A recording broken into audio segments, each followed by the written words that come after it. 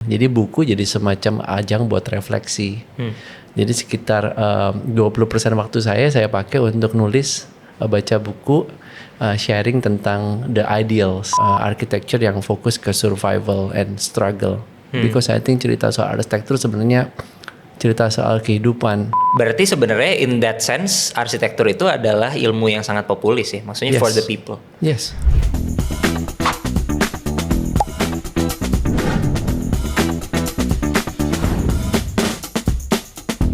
Hello Mindshifters, welcome back to Mindshift, tempatnya para anak muda belajar soal sains, teknologi, seni, dan everything in between. Pada hari ini kita kedatangan tamu yang spesial karena sebenarnya cukup bersinggungan juga dengan upbringing dan bidang saya, tapi tidak hanya secara akademis dan pokoknya banyak ketertarikan dari kami yang cukup bersinggungan lah. Pada hari ini kita kedatangan Pak Rilrich Syarif. Halo, selamat pagi atau siang atau sore dimanapun Anda semua menonton. Pak. Halo. Bisa perkenalkan dikit tentang diri Pak Rilrich kepada para Mindshifters. Nama saya Rilrich Syarif, saya arsitek, saya juga penulis, saya dosen juga, pengajar, dan saya suka buku, saya librarian juga. Jadi hidupnya banyak di buku-buku ya, terutama buku arsitektur yang saya suka. Salah satu alasan kenapa pada hari ini saya ingin mengundang Pak Rilrich sebenarnya karena ya saya juga kebetulan berkuliah di bidang arsitektur interior, jadi memang cukup bersinggungan. Dan sebenarnya pada hari ini tuh ya saya cukup nantikan karena bisa menjadi momen spesial tidak hanya para Mindshifters tapi saya sendiri untuk menggali ilmu dari Pak Rilrich, bertukar insights dan lain-lain. Sebenarnya beberapa waktu yang lalu saya sempat berkunjung ke tempatnya Pak Rilrich ya. Ada yang namanya Omaha Library, kalau kalian sempat mendengar. Ya cukup ramai di sosial media, TikTok, Instagram dan lain-lainnya. Jatuhnya dia merupakan sebuah perpustakaan ya Pak ya.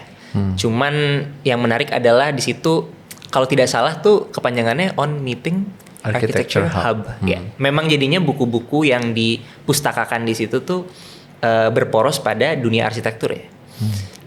Kenapa pada saat itu Pak Rilrich membuat tempat tersebut dan kayak motivasinya apa?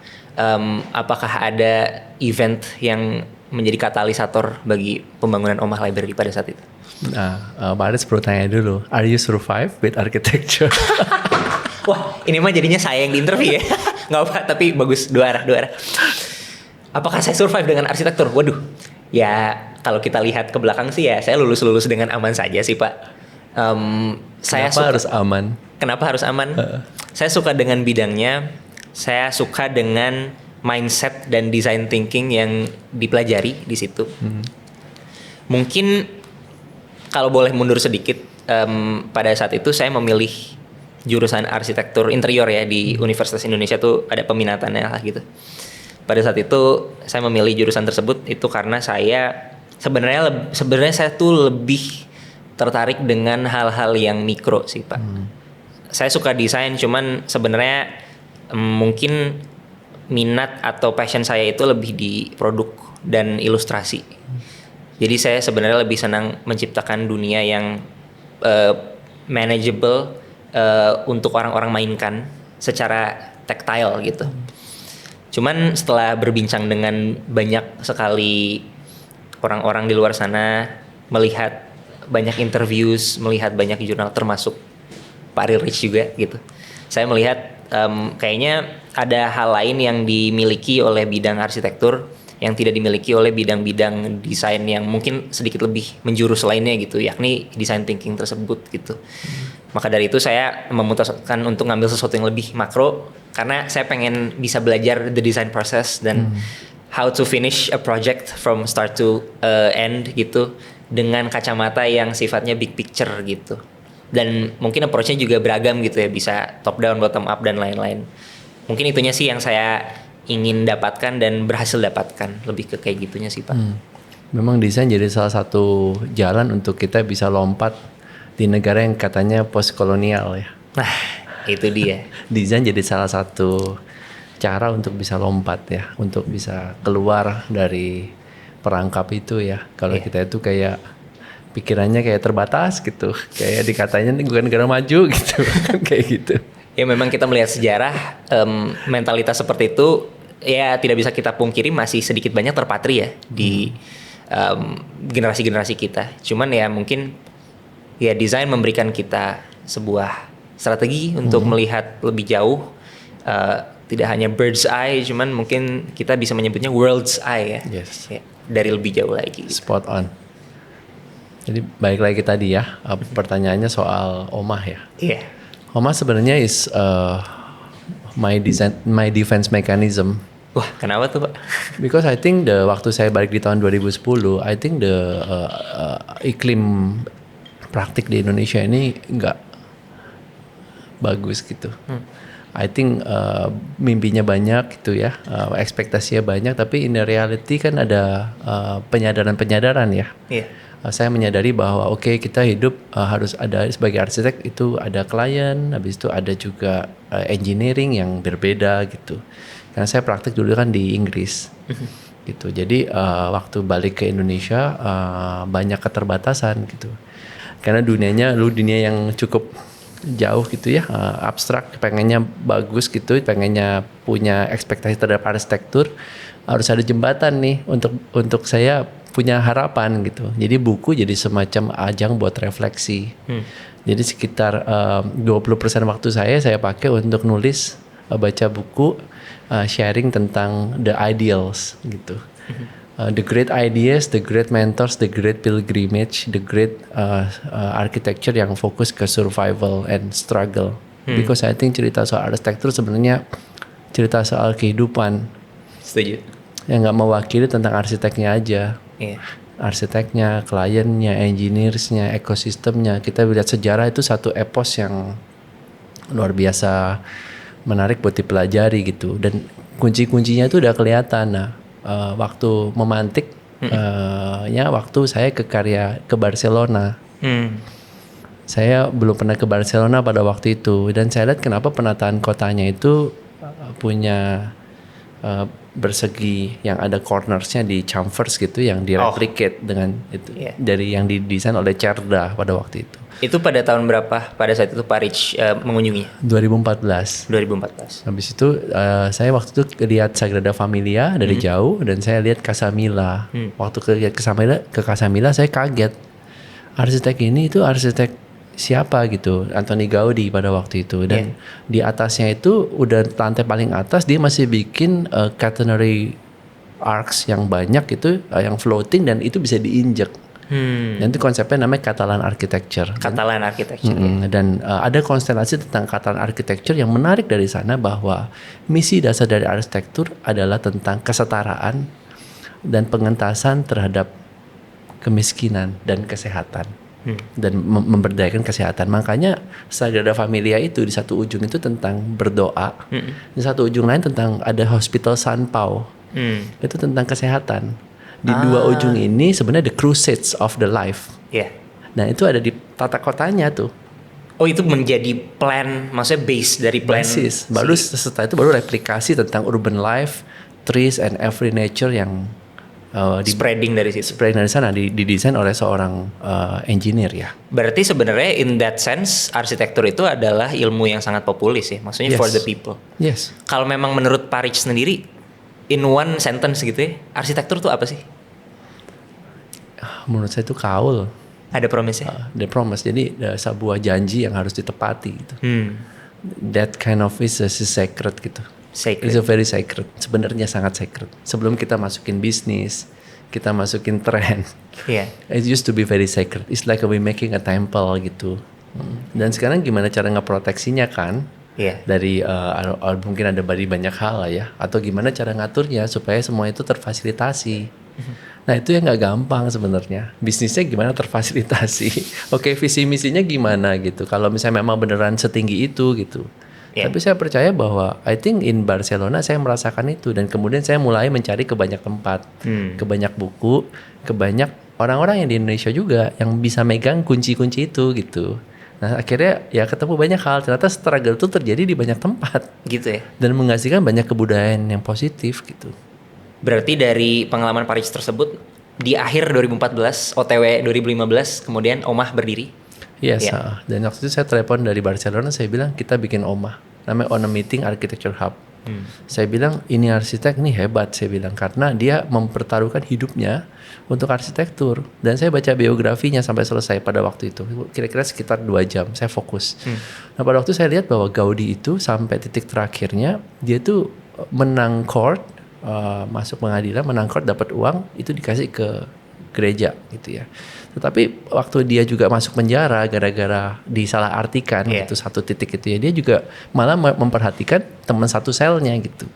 Nah orang ini tuh memang, dan kamu tahu yang titik yang pertama di Sagrada Familia itu bukan gerejanya, Tapi apanya Pak? tetapi kindergarten. Oh, saya baru tahu itu. Ya, dia mengusahakan taman kanak-kanak untuk tukang-tukang dan warga sekitarnya. Dan kenapa sih dia itu tinggal di mana? Dia tinggal itu di Parkdale di atas. Di atas dia harus jalan kaki ke atas, itu rada tinggi. Nah itu tinggal sama kliennya di satu master plan yang nggak laku lah bikin developer. Kenapa? Karena jauh. Iya. Tapi dia malah bikin dinding turap. Kenapa? Untuk membiayai craftsman-nya.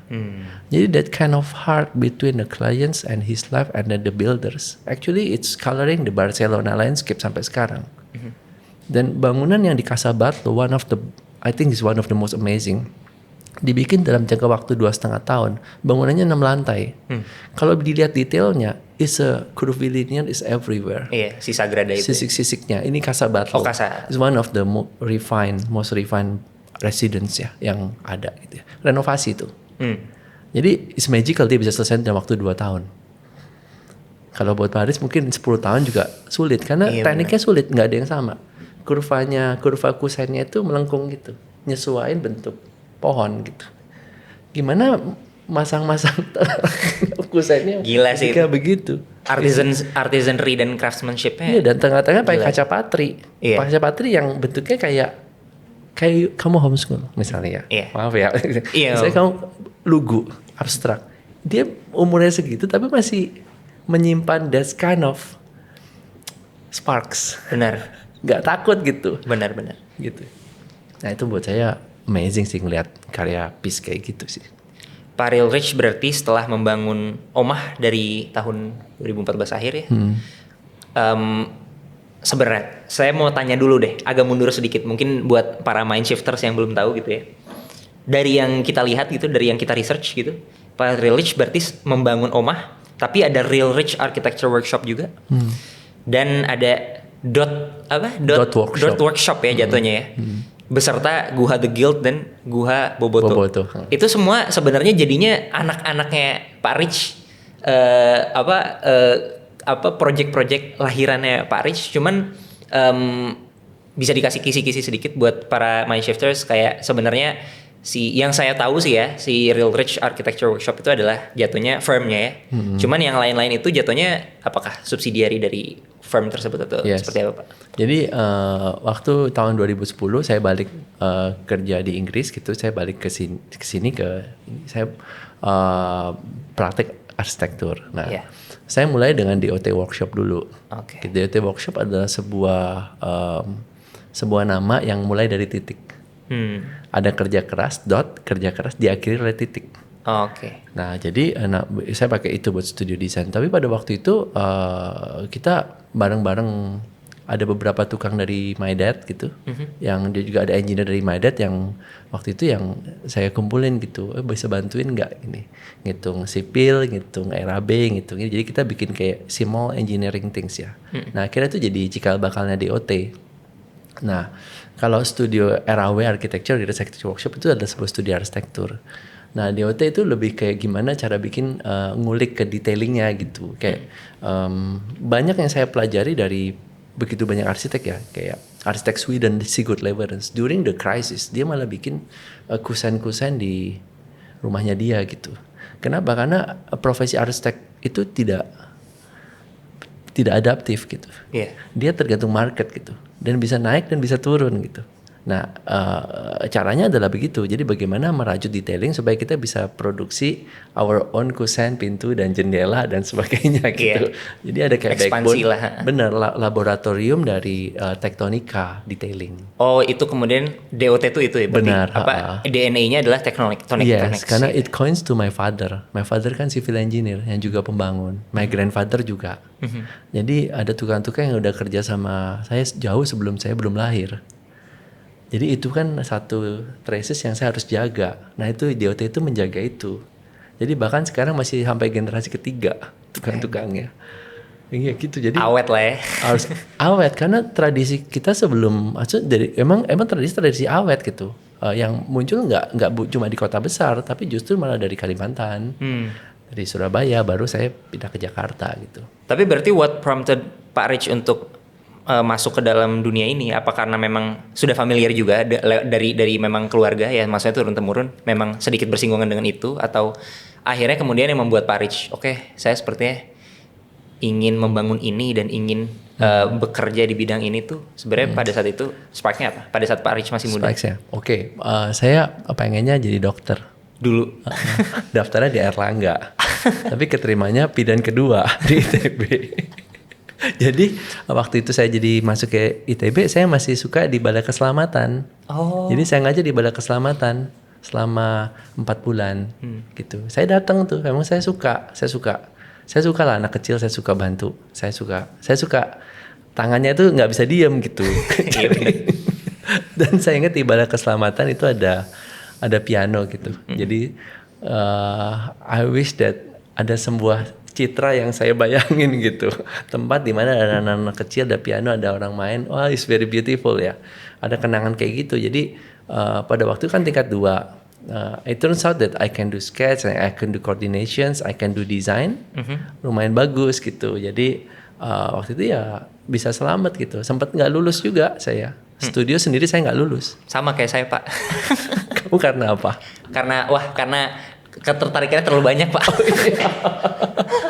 Adalah. Tapi pokoknya berarti dari ITB tuh Pak Rich kemudian langsung mengambil S2 atau? Enggak ya? Saya S1, saya kerja di Urbane di Bandung. Habis itu saya kerja di DP Architect di Singapura, dan saya habis itu 2 tahun kerja di Foster & Partners, di London tanpa S2.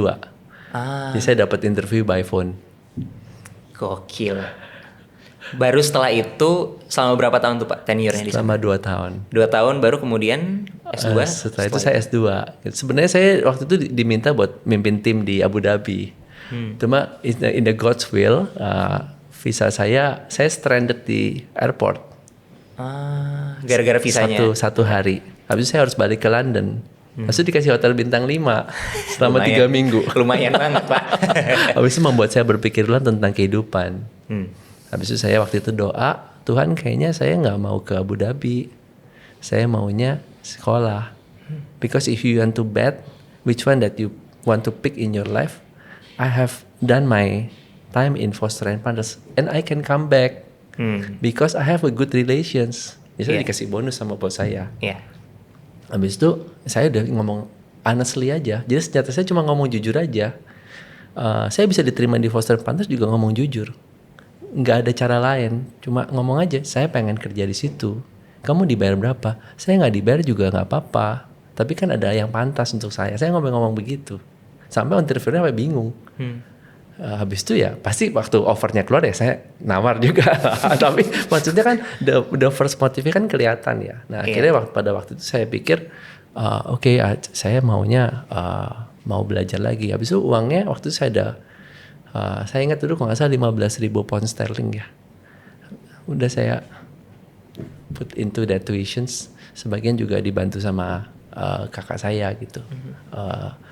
Ya udah saya nekat. Mengemban lah S2. Mengemban S2 di Urban Design di UNSW. Karena cuma 1 tahun. Oh iya. Karena I cannot afford more than 1 year.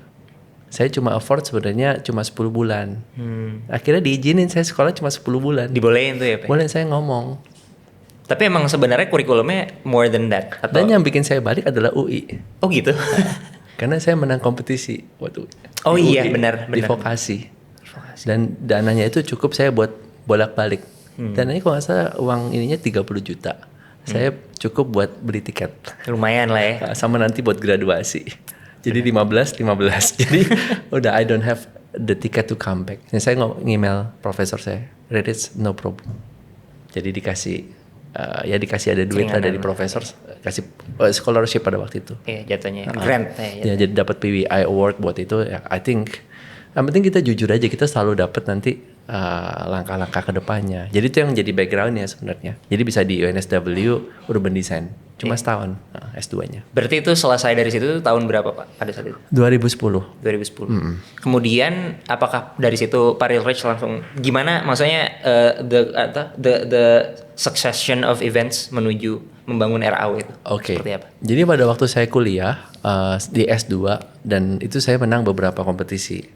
Ada kompetisi RSHUGM, kompetisi internasional di Korea gitu. Ada beberapa hal yang saya worked hard with gitu. Tinggal hitting rate-nya aja sebenarnya kalau kompetisi itu. Metode kita jalanin, habis itu kita bisa menang. Nah, menang beberapa kompetisi, jadi saya bisa punya modal dan confident. Nah, during my time in the kuliah gitu, saya laptopnya 2. Satu kerja, satu sekolah. Jadi teman-teman saya udah tahu, backup me please. Teman-teman saya kan banyak dari Cina. Mereka pada nge-backup saya gitu. Saya berarti lagi kerja. Kalau dosen datang, dosen datang. Jadi saya I don't have any other choice. Yeah. Saya perlu buat itu buat makan, buat saya bertahan hidup. Saya ingat saya gaji berapa? 5 juta per bulan. Saya during that time I can have my good food. Jadi karena saya udah profesional kan, saya tahu batas orang tua saya sampai di mana. Nggak bagus, nggak dikasih yang luxury gitu loh. Jadi saya perlu punya switch gitu. Nah, akhirnya saya punya klientel basis selama 1 tahun. Akhirnya saya pulang, bikin itu bisa bertahan selama 6 bulan. 6 bulan habis itu saya bangkrut. Aduh. Karena proyeknya habis, Gavin. Kalau arsitektur itu proyek cepat per 3 bulan. Iya sebenarnya. 3 bulan harus selesai. 3 bulan selesai. Nah, gimana caranya kamu nge-manage? Nah, part of it sebenarnya masuk ke project management yang paling aman. Setelah 3 bulan dia dibangun baru supervisi. Nah, itu baru bisa nafasnya lumayan panjang. Cuma kadang-kadang ya kontraknya nggak ada buat supervisi, harus bikin kontrak lagi. Bikin kontrak baru. Nah, yang penting sebenarnya itu. Jadi nafasnya bisa lebih panjang. Nah, bahaya sebenarnya kerja di arsitektur. Makanya saya bilang waktunya pendek, ekspektasi banyak. Bener. Dan multidisiplin pula, maksudnya banyak tekanan dari segala arah gitu. Dan project mau nggak mau harus nggak cuma satu. Iya. Kalau nggak bisa hidup, gimana? Kontrak cuma 3 bulan, itu default ya untuk menyelesaikan sebuah pekerjaan. Kalau saya dulu di Inggris, kontraknya bisa 2 tahun. Gitu ya, memang beda. Timeline-nya beda. Ekosistem iya, beda. ekosistemnya beda. Desain konseptual 6 bulan. Iya, bener. Concepting phase sendiri udah mesti gitu. Integrated sama izin ya kalau kayak gitu. Nah, udah enak, udah di B2B, jadi integrated sama bank. Oh, oke. Jadi fundingnya udah nggak di tangannya langsung klien. Tektokannya gitu lah. Langsung ke bank gitu. Jadi kan enak kita kalau kita invoice kan ke bank. Iya, langsung aja. Tapi ya itulah suka dukanya kita berarsitektur di sini. Iya begitulah. Tapi Pak, kalau boleh callback ke Omah Library tadi, aku teringat Pak Rich tadi sempat bilang soal di ITB tadi ya, pas ngomongin soal banyak anak kecil, terus habis itu Pak Rich punya sebuah vision lah, maksudnya pengen ada piano di situ gitu. Terus I can't help but think bahwa ya omongan yang Pak Rich tadi bilang tuh terwujudkan di Omah ya jadinya. Maksudnya saya melihat si Omah Library itu semacam safe haven untuk ya orang-orang yang ingin berilmu. Maksudnya interseksional dari segala macam hal gitu, dan maksudnya dengan atmosfer yang lucu juga. Itu kan kemudian sekarang kebanyakan ya anak-anak seusia saya kan terpikatnya dari segitunya ya, semacam ngengat menuju api gitu. Maksudnya kayak ini apa nih, lucu, atmosfernya lucu dan lain-lain. Tapi sebenarnya ketika kita datang tuh ya mungkin tercerminkan dari namanya juga ya, Omah gitu, terasa seperti rumah sih. Emang jadi apa ya, jadi pelita atau lentera, isinya tuh orang-orang bisa belajar bareng, bisa workshop bareng, bisa berbagi ilmu bareng, dan itu menurut saya jadi something yang sangat spesial dari tempat itu. Saya pun kemarin-kemarin berkunjung ke situ sama Pak Rich tuh banyak dapet banget insights saya merasa tiap sudut dari that space tuh kayak punya memori dan punya kehidupannya sendiri gitu Pak. Sangat personal ya saya rasa. Dan mungkin bisa cerita dikit kali ya Pak ya, visi sebenarnya tuh apa sih? Karena yang saya lihat juga, dan yang kemarin Pak Real Rich sempet cerita juga, itu emang kekeluargaan banget ya. Dari Pak Real Rich kepada staffnya, kepada anak-anak gitu. Emang apa ya, kayak ya semacam, I don't wanna say non-profit, tapi ya dari yang saya lihat gitu modelnya sangat kekeluargaan gitu. Sebenarnya visi overarchingnya apa sih Pak untuk Omah tuh? Omah adalah adik bungsu ya yang harus dijaga. Saya bilang kalau saya masih bergerak, kalau Omah masih bergerak berarti saya masih ada. Gitu. Jadi saya bilang kalau mau tahu lini bisnis sebenarnya itu. Jadi itu yang paling dijaga gitu ya. Yang jadi titik perjuangannya kan kalau kita bicara Omah kan bukan cuma kunjungan gitu ya. Tapi set of the spirit yang you want to take care of architecture and then the kids gitu. Sebenarnya cuma dua itu. Saya percaya bahwa anak-anak itu punya bahasanya gitu. Dan cara tahu bahasanya itu setelah kita unlock bahasanya, architecture tuh bisa sebagai desain gitu, itu bisa merubah banyak kehidupan orang gitu. Feeling safe, feeling encapsulated, feeling personalized, feeling diterima. Sesimpel kalau nggak pakai material mahal itu kan kadang-kadang kenapa harus pakai marble gitu. Hal-hal pertanyaan-pertanyaan begitu, I think kan itu jadi budaya kita ya. Nah, mimpi besarnya sebenarnya ya memang hal yang kalau misalnya Omah bisa ngasih segitu banyak hal untuk dia itu berjalan aja gitu, mungkin orang-orang jadi banyak bisa baca buku gitu. Jadi baca buku itu jadi satu, terutama anak-anak yang di kampung-kampung ya. Saya sebenarnya sempat lihat anak itu yang saya cerita Kevin suka, kemarin ada wastafel ditutup, habis itu dia minum dari wastafel, dia bilang kenapa haus gitu. Sesederhana itu gitu. Kita itu punya gap gitu. Tapi jadi buku, jadi oh ya saya jadi mengerjain tugasnya di buku di perpustakaan gitu. Akhirnya saya bisa ketemu, bisa ngajarin dia gambar, ngajarin dia nulis. Hal sesederhana itu sebenarnya kita punya. Aduh setiap orang mah bisa gitu. Setiap orang mah bisa nyiptain, maksudnya bikin tempat buat baca buku gitu dan nulis gitu ya. Dan perjuangannya sebenarnya kan di penulisan juga gitu. Ya kita so far sudah bikin kerja sama contributor sampai ke 45 buku ya. Dari tahun 2018 ya. Jadi itu yang harus dijaga. Jadi bagaimana kita itu nggak kalah sama MIT Press. Kenapa orang di MIT ada MIT Press, di kita itu nggak punya gitu. MIT Press yang nerbitin buku-buku arsitektur, kenapa buku-buku arsitektur kita harus pakai gambar berwarna gitu? Padahal MIT Press juga nggak semuanya berwarna gitu. Putih aja gitu. Benar, dan discourse gitu. Dan sifatnya diskursus. Critical thinking gitu. Dan dia juga nggak perlu juga bukunya dibeli kan, maksudnya. Yang penting kan ada penulis yang diproteksi gitu. Itu benar banget Pak. Ilmu tuh emang perlu diproteksi dan maksudnya perlu advancements dan ya benar, maksudnya nggak mesti. Itu satu hal yang membuat saya cukup terenyuh juga sih, maksudnya nggak mesti dibeli, cuman maksudnya at least secara kolektif gitu, the whole discourse itu terus bergulir gitu ya, terus diupdate gitu. Itu ya kayak gitu sih. Pak, kalau boleh nanya nih, menurut Bapak dunia arsitektur atau dunia desain atau dunia seni, ya maksudnya rumpun inilah di Indonesia nih, apakah kita berkembang ke arah yang tepat sekarang? Waduh, ini pertanyaan sensitif banget nih. Kalau mau diplomatis, oh iya, ekonominya tinggi gitu. Ekonominya tinggi, ada kerjaan buat arsitek, oke. Gitu. Ada kekhawatiran gitu. Yang saya punya perenungan gitu. Yang saya jadi kemarahan saya juga sebenarnya. Dan jadi kesepian juga gitu. We have friends to talk about the real things gitu. The real thingsnya itu apa gitu. Buat saya, apakah arsitek-arsitek kita itu bisa lepas gitu ya dari judgement kalau kita itu harus ikut dari, maksudnya ini kan global ya, tapi kan we need to find our own roots ya. Roots kan meaning kalau sesimpel kalau kita praktek itu kita punya specialty aja gitu. Apakah pengajaran itu kayak misalnya di kampus misalnya ya, saya punya refleksi nih di kampus diajarkan tentang mengenal diri sendiri nggak sih gitu.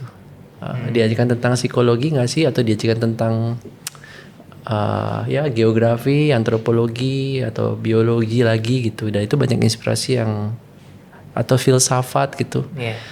Padahal pada waktu kita di pendidikan kan kita ketemunya harusnya ngajarin tentang bagaimana menghadapi klien kan. Padahal kamu nggak pernah ngadepin klien kan. Kliennya simulasi kan. Kliennya simulasi. Nggak mungkin klien itu simulasi. Mending lu magang aja lu dapat ketemu klien sama prinsipal lu dapat loh. Gimana cara dia menghadapi klien, melayani klien, menurunkan egonya. I think there is a problem kalau kita itu ada banyak super ego yang harus ditaklukkan gitu. Jadi super narsistik harus diredam jadi mindfulness gitu. Itu bising gitu. Jadi I do agree that the clarity is very expensive now in architecture. Setuju. Clarity jadi sebuah privilege ya. Jadi gimana kita bisa mengetahui dasar why gitu. Habis itu kita juga di pendidikan kalau kita tahu bahwa klientelnya berarti nggak di develop ya. Berarti gimana mereka bisa komunikasi gitu. Ya, habis itu pendidikannya banyak yang langsung diceburin gitu. Gimana sih cara bikin misalnya simple basic space planning gitu. Ya belajar aja. Kayaknya nggak gitu deh, harus ada. Dan kita tahu kalau buku standarisasi kita masih pakai Neufert gitu dari masih Jerman. Ya.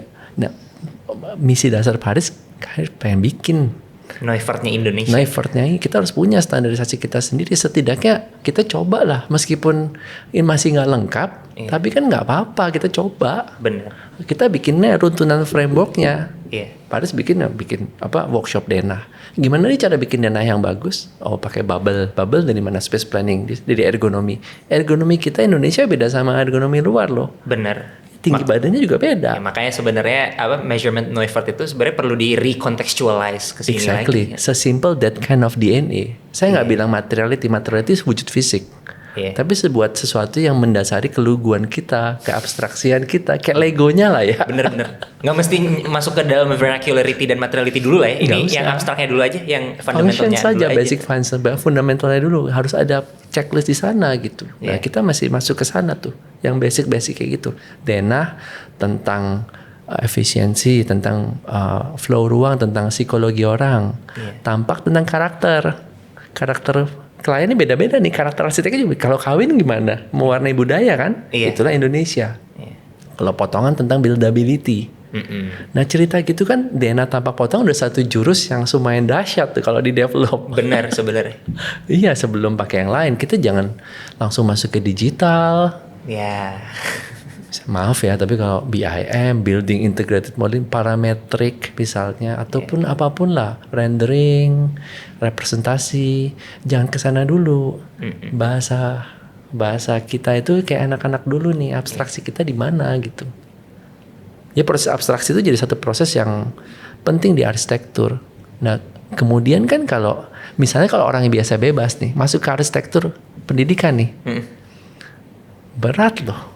Iya, dari seseorang yang mungkin terbiasa dengan workflow yang loose dan yang misalnya Kavin coba langsung ditembak gini, waduh Pak, gawat nih, sensitif, waduh. Ya tapi sebenarnya sedikit banyak saya setuju. Inti dari yang Pak Rich tadi bilang kan sebenarnya mungkin banyak rigiditas atau apa ya jatuhnya ya, formalitas yang mungkin udah jadi second nature untuk kita semua, kita jalani tanpa berpikir dua kali gitu. Oh memang flow-nya seperti ini gitu. Cuman kemudian mungkin ada baiknya kita attack lagi status quo-nya gitu ya. Yes, conversation saja sih. Benar. Apa kalau kita ditanya nggak sih sama dosen misalnya, kamu itu tujuannya apa sih gitu? Kamu karakternya apa sih gitu? Kita saling membaca diri aja. Jadi relasi dosen sama murid juga lebih dari cuma dosen sama murid, jadi guru dan jadi tutor penerusnya. Dan mentor dan mentee gitu ya. Iya, dan penerusnya, dan itu sudah satu hal yang sangat fundamental gitu, terutama buat kita ya yang industrialisasi prosesnya masih terhambat menurut saya. Dari art and craft sampai ke industrialisasi kan, di kita kan terhambat gitu. Iya, benar. Jadi sayang gitu kalau kita menghilangkan elemen manusia gitu. Iya. Art and craft berarti seni. Seni kriya dan Iya, artisanship. saya masih mikir bahwa seni itu sangat penting ya. Seni murni, seni terapan. Kita mengerti itu. Iya. Memahami diri melalui gerak-gerik garis tangan gitu. Iya. Lamainlah di sana sedikit gitu sampai memahami, sampai puas gitu. Iya. Mengetahui gerakku ini gerak yang mana gitu. Pancaranku ini pancaran yang mana, baru arsitekturnya itu punya seeds yang buat explosion of the creativity. Iya. Kalau enggak kan jadi pembandingan nanti. Iya. Dari luar ke dalam kan. Kasihan sekali gitu. Karena kita ketinggalan. Iya, harusnya inside out. Iya, karena kita mentor-mentor nggak banyak di develop gitu. Tapi sebenarnya jadinya balik lagi ke era kuno ya. Memang sebenarnya dari dulu juga kan cara yang paling sering digunakan. Maksudnya sebelum terjadinya standarisasi sekolah arsitektur dan sekolah desain atau sekolah apapun itu lainnya, nggak mesti arsitektur gitu bidangnya. Dulu kan emang sebenarnya juga sistemnya kan apprenticeship kan. Jadi memang sebenarnya lebih hands on dan maksudnya lebih taktil lah ya. Saya nyebutnya maksudnya orang-orang tuh jadi lebih dekat dengan manusianya dulu. Yes, banyak terjadi di Jogja, Kavin. Teman-teman dosen itu memperhatikan muridnya itu seperti anaknya. Dan dia benar-benar diperhatikan, apa yang ditanya makannya bagaimana gitu. Dan taktilitas itu juga terjadi kalau misalnya Pak Aris di praktik itu sampai ke konsep itu masih tangan semua. Jadi itu cepat, habis itu bisa mudah untuk fluid berubah gitu. Mendengarkan klien tuh bisa scribbling gitu, kayak like a children language gitu. Bener, sambil doodling aja. Sama doodling aja barengan gitu. Nanti kalaupun dia suka secara natural gitu. Jadi we leave our luggage outside when we have a sessions gitu. Kita ya sudah fokus ke projectnya aja. Dia substansial gitu ya, diajarkan dalam teori arsitektur. Iya. Menggali sebuah substansi, jangan masuk ke dogmatik gitu. Nah itu tadi. Iya, yang gue biasanya begini lo harus ikut gue. Ya itu bisnis gitu. Iya. Tapi kalau kamu mendalami proyek secara langsung, kamu mempertanyakan itu bersama-sama dengan klien kamu. Supaya ini jadi bahasanya dia gitu. Begitu saya bertemu kamu, jadilah desain yang otentik. Dan itulah arsitektur yang luar biasa mulai muncul. Benar. Karena ada excitement di antara keduanya gitu. Iya. Ya mungkin yang sering kita lupa tuh ya aspek humaniora dan berkeseniannya itu ya, maksudnya yang sebenarnya itu sangat mendasar gitu. Kemudian kita terlalu terburu-buru masuk ke dalam ranah yang begitu teknisnya, begitu teknikalnya gitu. Wajar karena arsitektur kan wujudnya besar ya. Iya. Dan nilainya fantastis ya. Iya benar. Rumah gitu ataupun bangunan. Secara moneter iya fantastis. Dan kreditnya besar gitu. Dan melibatkan ego banyak orang gitu. Benar. Jadi wajar sih. Iya banyak kepala yang harus diredamkan benar ego. Tapi ini jadinya nyambung ke sebenarnya perbincangan kita yang off camera tadi sih.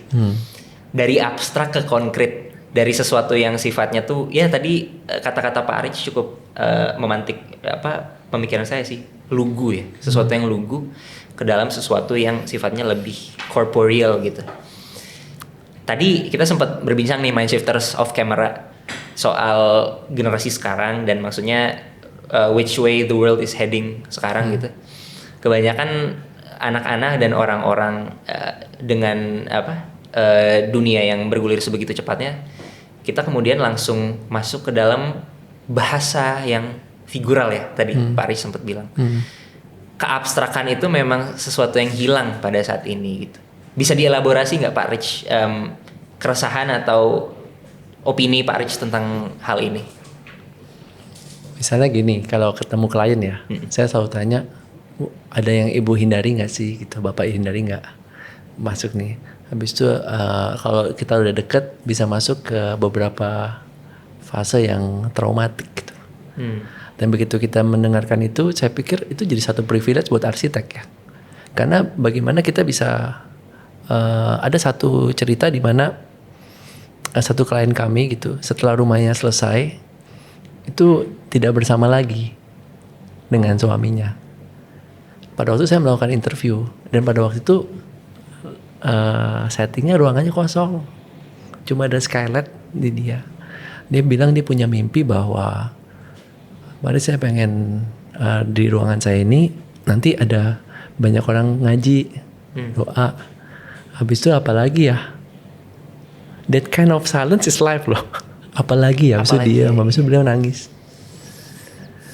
Tapi ini perjuangan saya bisa ada rumah kayak gini. Tapi kenapa saya? Nah, itu satu hal yang very beautiful about life gitu. Pada akhirnya, tapi saya yakin bahwa hidup ini akan baik untuk saya dan rumah ini akan menemani hidup kami sekeluarga meskipun tidak utuh lagi.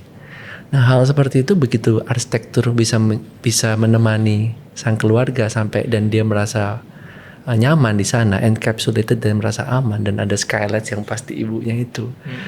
Saya pikir saya juga terharu dan saya menangis di situ. Jadi dan teman baik sampai sekarang. Jadi kita sebagai arsitek sebagai saksi hidup. Elaborasinya ke bagaimana tadi konkretisasi menuju korporeal dan sebagainya itu kan sebuah embodiment ya. Jadi gini, pada waktu desain itu namanya ada channel of creativity. Channel of creativity itu seberapa banyak parameter yang dihitung. Gitu. Paling simpelnya parameter dasar itu 3. Apa aja tuh Pak? Biaya, mutu, dan waktu. Oke. Gitu. Ini kita bicara soal bangunan ya kalau arsitektur, langsung produk nyata. Itu konkret gitu ya. Biaya, mutu, dan waktu. Jadi kalau bikin satu bangunan, kamu udah tahu ini biayanya berapa nih kira-kira. Satu rumah nih, ini kira-kira 1,5 M. Satu rumah ini 2,5 M. Ini langsung live. Itu ada tekniknya dan itu perlu dipelajari. Nah, biaya, mutu, waktu ini sebagai konkretnya. Nah, yang menariknya adalah abstraknya. Nah, abstraknya itu ada di dalam bayang-bayang gitu. Nah, oleh karena itu kita perlu baca banyak banget buku sih untuk bisa membayangi itu ideologinya apa, orang ini arahnya kemana gitu, bahasa bentuknya dia itu nyamannya di mana gitu. Kita harus bisa menstudi itu karena bahasa bentuk itu setiap orang kalau kita dalang itu beda-beda. Tapi permulaan itu biasanya platonik. Tapi sejauh mana kita bisa nge-push sampai ke natural itu menggunakan bahasa anak-anak.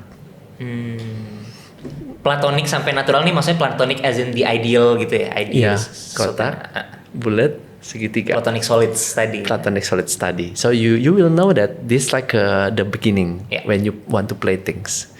Le Corbusier sudah memulai ini dulu dengan bareng artisan Amadé Onsen Van, dia bikin komposisi yang sederhana. Makanya banyak telaah Nirmana itu mulai dari bentuk yang mudah dikontrol biasanya. Benar ya.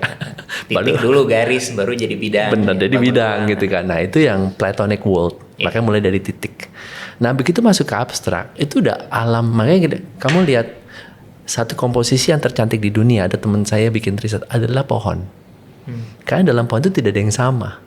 Ada rootsnya nggak ada yang sama. Benar. Ada pattern, dalamnya ada pattern. Dalam pattern apa itu namanya taksonomi. Jadi begitu kita bisa tahu taksonomi itu kita ada hierarki, itu bahasa natural grammar itu bekerja.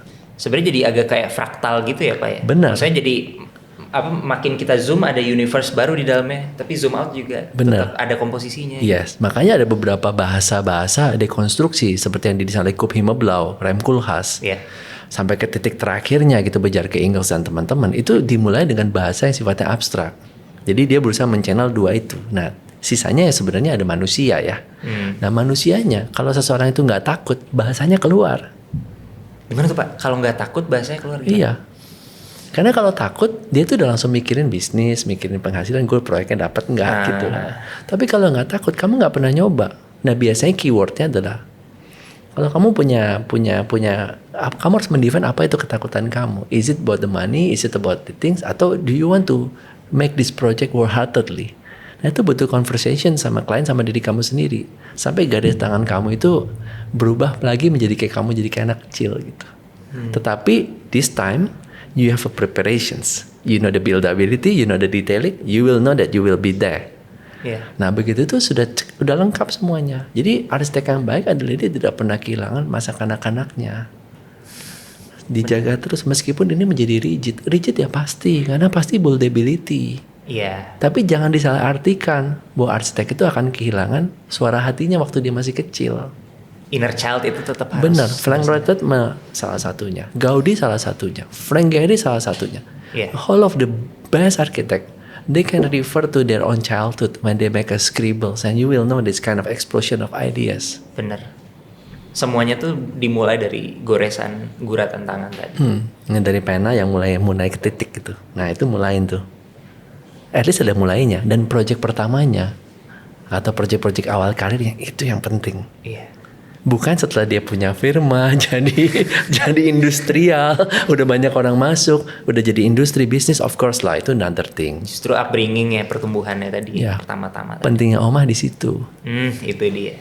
Karena studinya tentang personalisasi dan struggle tadi, mendeteksi titik-titik pertama seseorang, maka titik awal. DOT tadi. DOT ya. Karena kita ada pameran titik awal. Yang dipamerin sebenarnya tugas akhirnya arsitek-arsitek udah beken. tugas akhirnya. Awal-awal. Tugas akhirnya dari dia di waktu di sekolah. Ngampus dulu. Supaya kamu sebagai mahasiswa yang lagi tugas, kamu bisa bandingin.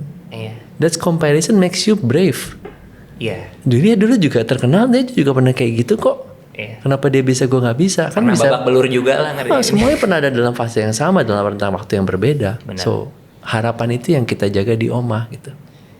Pak Rich, I wanna pivot menuju closing. Satu hal yang sedikit lagi pengen saya explore sebelum kita masuk ke dalam sesi penghujung itu adalah edukasi dan homeschooling. Satu hal yang jadi benang merah, ya maksudnya antara bidang saya dan bidang Pak Rich juga adalah kita sempat berdiskusi cukup panjang soal ini gitu. Tadi Pak Rich sempat bilang soal gimana caranya masa kecil itu jangan dihilangkan, inner child itu tetap harus bersinar. Mau bidangnya mau serigid apapun nanti gitu, tapi ya itu hanya perpanjangan tangan dari sesuatu yang sifatnya eksploratif gitu. Dari yang saya ketahui ya, mungkin para mindshifters juga baru tahu gitu. Pak Rich memutuskan untuk menjunjung dan mengendorse format homeschooling ya kepada putra Pak Rich sendiri gitu. Kebetulan saya juga lulusan homeschooling dari SD sampai SMA dan ini jadi suatu hal yang cukup menarik, ingin saya kupas sedikit gitu. Apakah ini merupakan refleksi dari pemahaman yang tadi soal inner child tadi, dan apa sih sebenarnya keputusan Pak Rich kemudian pada saat itu mencoba untuk I think this is the correct course gitu. Coba pakai homeschooling gitu. I think I have to pay my debt to you because you inspire me and I did my last interview with you. So then I can decide, okay, this is the good way to do. And you're the real example of the homeschooling and I look up to you. Kalau kita tahu orang tua ya, Pak Rich orang tua. Kalau kamu tahu nanti kamu juga jadi orang tua juga, punya anak. Berapapun itu, satu aja itu sudah satu berkat. Saya harus dihajar sama Tuhan gitu ya, sampai harus kehilangan 5 anak saya, gitu, yang ada yang gugur, ada yang meninggal dan sebagainya, sampai anak saya namain miracle. So of course I don't want to menunggu dan I don't want to compromise about my education. Kenapa ya? Saya sayang banget sama anak saya gitu. Dan saya begitu dia merasa saya melakukan riset selama 2 tahun supaya saya bisa tahu my child itu ada di tempat yang benar gitu. Dan pada waktu TK I feel good gitu, stabil biasa gitu, clear. Waktu SD kelas 1 setengahnya masih oke, mulai akhir-akhir SD kelas 2 ada berbeda. Kenapa gitu? Waktu pulangnya sore banget gitu. Nah, saya mulai tanya, kenapa kamu kok cemburu terus gitu? Ada satu hal yang membuat statementnya yang membuat, am I getting accepted by my friend Pa? Saya bilang, kok masih kecil udah punya bahasan geng atau circle gitu. Yeah. Nah, the figural of the way that we in the gadget gitu yang kita lihat itu sebenarnya masuk ke anak-anak kita setelah saya melakukan riset. Dan itu begitu, itu ke teman-teman dia dan teman-temannya itu juga masuk. Gitu. Jadi saya melihat bahwa kayak nggak bisa nunggu deh. Ini informasi lebih brutal lagi dibanding zaman saya dulu gitu. Iya, dengan adanya internet. Benar, dan saya mulai collecting data. Dan saya waktu itu saya baca buku yang mengajarkan tentang pendidikan Charlotte Mason gitu. Belajar tentang bahwa setiap anak itu punya spiritual kindness gitu. Nah saya udah mulai lihat gitu dan mulai lihat sekitarnya dan saya mulai ngumpulin data-data gitu, dan I found out that di umur 3 tahun gitu, anak itu belajar tentang simbol. Di umur 3 sampai 7 itu belajar tentang how to get attached gitu. Dan umur 7 sampai umur 13 yang paling penting itu belajar tentang logik dasar. Logik dasar itu diajarkan tentang bagaimana kita itu bisa belajar langsung, merasakan impuls langsung. Nah ini yang saya rasa pendidikan kita itu kurang dan nggak ada. Misalnya kalau belajar sejarah tentang Yogyakarta, kenapa nggak ke Yogyakarta langsung? Belajar di Borobudur, belajar di Candi, atau lu buku apa yang lu baca? Coba lihat great ideas-nya booknya. Coba bandingin berapa buku yang udah dibaca sama anak di bawah umur 13 tahun. Lihat ya bukunya apa aja. Berapa buku coba klientelnya. Coba lihat dibandingin sama anak-anak di Singapura misalnya. Beda. Jadi kita bicara soal the great ideas-nya apa aja, great books-nya apa aja, great place-nya apa aja, great inspirations-nya apa aja. Kita count dan jangan pakai dogma gitu. Dogma apa? Kurikulum yang setup, bukunya nggak tahu referensi dari mana. Saya belajar kalau sebelum umur 13 tahun, anak-anak di Singapura itu yang saya tahu ya, teman-teman saya yang akhirnya kuliah di Cambridge, dia udah belajar Machiavelli. Wah gila sih, udah ngobrolin Machiavelli kayak gitu. Iya. Dan saya ajar sama anak saya ngomongin Sigmund Freud, Kevin. waktu dia kelas 2 SD langsung psychoanalysis tuh ya. Iya, ID, super ego, kita ngobrol di sana. Dia masih ingat sampai sekarang. Jadi tujuan hidup itu penting banget. Nah, di situ saya tahu bahwa this is not, I feel I'm looking for education not for the many. And it shouldn't be for the have as well. We should start it in the family. Nah, setuju banget. Dan during the pandemic, I look at your video. And then look at anak ini kok beda banget ya. Habis I look at your yang kamu ngegambar tuh. Oh iya. Bener nggak? Iya. Kok anak ini bisa begini ya? Gitu. Kemarin baru masuk arsitektur ya. Iya. Dan saya lihat, ternyata ada satu interview yang kamu cerita soal homeschool. Iya. Nah pada waktu I have to meet this guy. Nah akhirnya saya ketemu sama kamu. Itu titik terakhir. Akhirnya saya masuklah ke homeschooling. Yeah, it's all because of you. And then I ask you, and then when you feel architecture, rigidity kebaiknya gitu lagi. Karena I believe that kamu punya growth itu fluxnya itu fluid, and you have a growth mindset. Tapi waktu belajar di rigidity of the university, I think is different. Itu udah pasti langsung kesekat karena buildability, concretization-nya itu ketat. Memang karena kita punya sebuah credo bahwa ini harus dibangun. Nah, apabila ada satu hal yang bisa menjembatani konkretisasi dan abstrak, it will be best. Bener. We gonna produce one of the best architecture di Indonesia. Oke, Pak Rich, closing time. Saya mau tahu nih, dari semua obrolan tadi, gila banyak banget insight-nya, dan wah ini mah jatuhnya jadinya masterclass sih buat saya, bukan dalam bidang arsitektur malah, tapi dalam bidang kehidupan. Dan maksudnya bagaimana caranya kita menghidupi keseharian kita, bagaimana caranya kita memfilter apa yang masuk secara keilmuan ke dalam benak kita, bagaimana kita memprosesnya. Banyak banget teman-teman mind shifters tadi ilmunya. Sebagai pertanyaan pemungkas, Pak Rich, kalau Pak Rich bisa memberikan nasihat kepada diri Pak Rich pada saat diri Pak Rich berusia 20 tahun, Pak Rich yang sekarang memberikan nasihat kepada your past self, atau nggak mesti nasihat, tapi what would you say? Saya pikir saya nggak punya teman kayak kamu yang bisa ngajak saya ikut what that you have experienced so far. Sayang saya nggak ketemu pribadi kayak ibu kamu misalnya, yang nemenin kamu sampai homeschool kan not easy ya.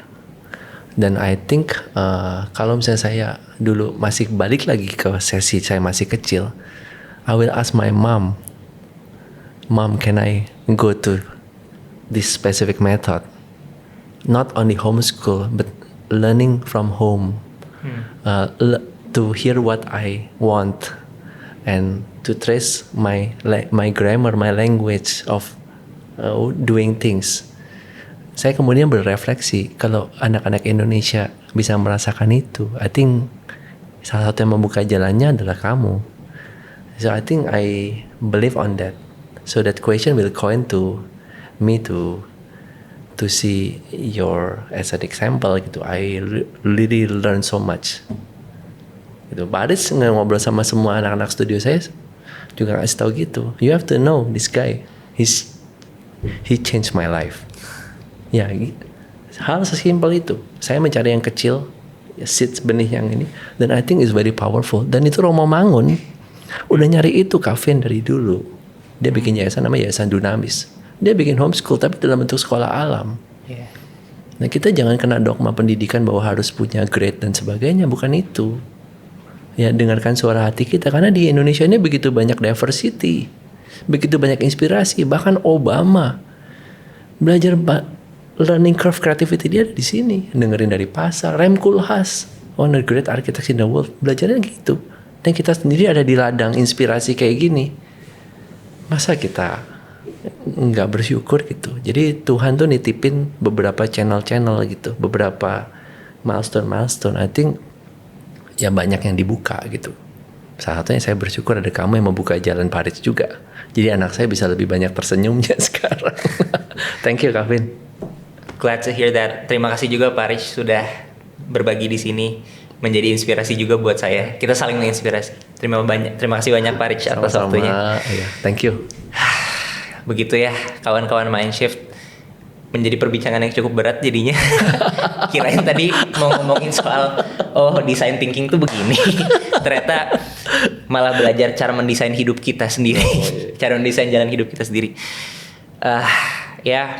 Tanpa berlama-lama lagi, that was Mindshift. Thank you for watching sampai penghujung episodenya. Thank you for staying for this long. Sampai jumpa di Mindshift episode berikutnya. Tepuk tangan buat Pak Rich Syarif. Thank you. Tepuk tangan buat Kevin. Thank you Kevin. Terima kasih banyak Pak Rich.